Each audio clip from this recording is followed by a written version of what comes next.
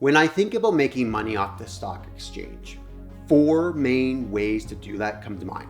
The first being the most obvious, you sell your positions. You sell when they're high, you make those unrealized gains realized, and you take your profit.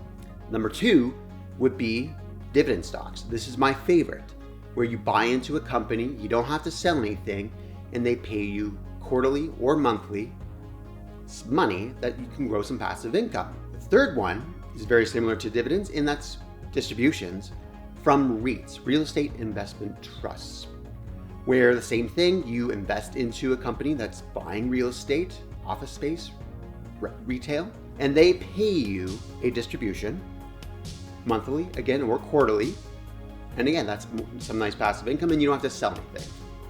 Now, the third way is fixed income through the purchasing of bonds, where you're lending your money to companies and they then pay you some interest. In this video, I want to take a look at 5 different bond ETFs that will pay you a nice fixed income. Hey everybody, I hope you and your investments are doing well. My name is Steve Coleman. I am a dividend stock investor putting $150 every week into my tax-free savings account using Wealthsimple Trade, zero fee brokerage. Link down below if you want to check it out for yourself. Occasionally I do buy some bonds, which I am putting into my RRSP to help diversify that account and then also protect me against any kind of crazy market fluctuations. So in this video, I want to talk about 5 different bond ETFs that could do the same for you.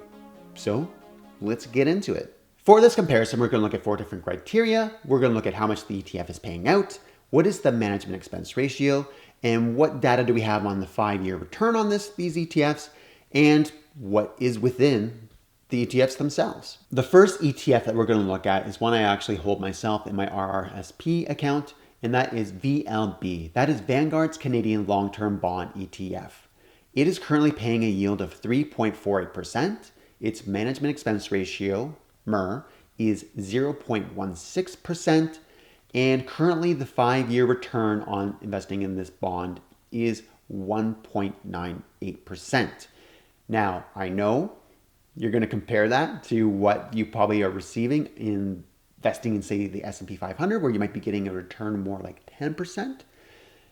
Remember, this is actually, we're looking at the fixed income, the passive income that this is offering, not necessarily the growth. So keep that in mind when we're thinking about this. The second bond ETF for your consideration is ZGSB. So this is BMO's Global Strategic Bond Fund.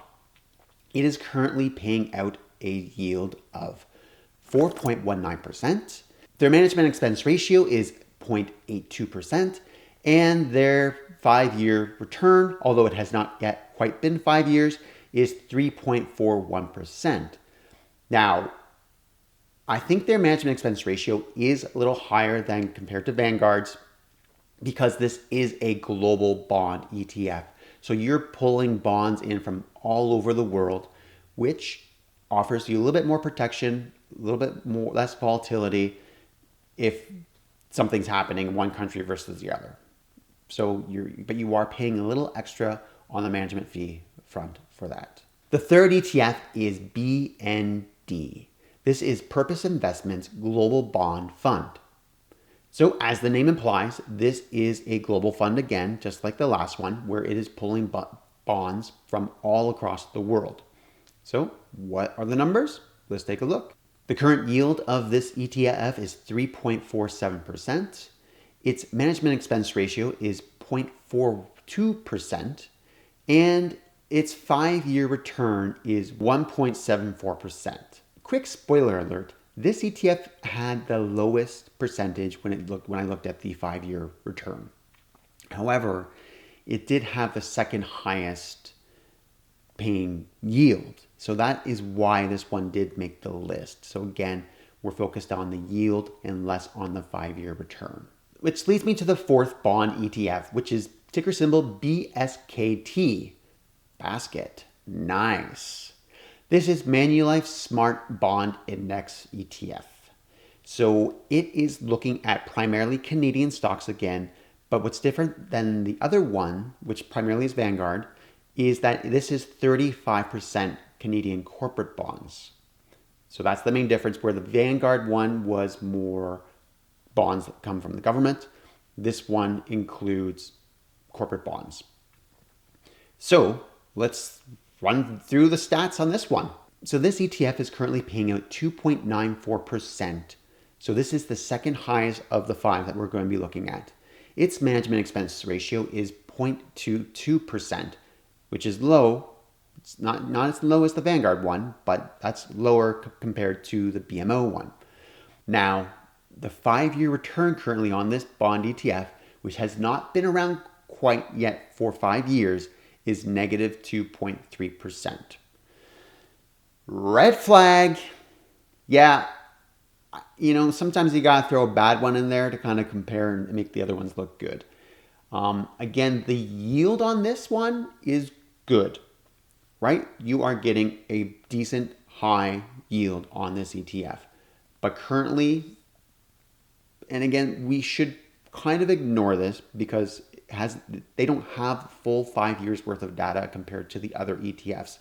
If they did, I think this one would be in the positive, but because of the current economic state that we're in right now, yeah, their 5-year return on the value of the bond is low, but they still pay out that fixed income.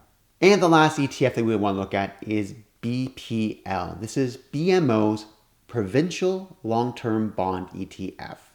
So it is a Canadian bond, but it's only looking at provincial bonds that are being offered.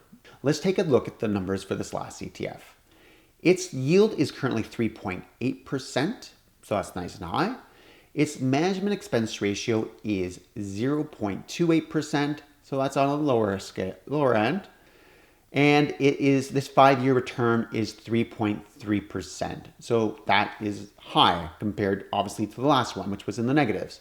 Of all those ETFs that actually had 10-year return data or the closest to it, this bond ETF actually had the highest of 3.93% over almost a 10-year or almost 10-year period, because again, not all of them have quite reached that 10-year mark.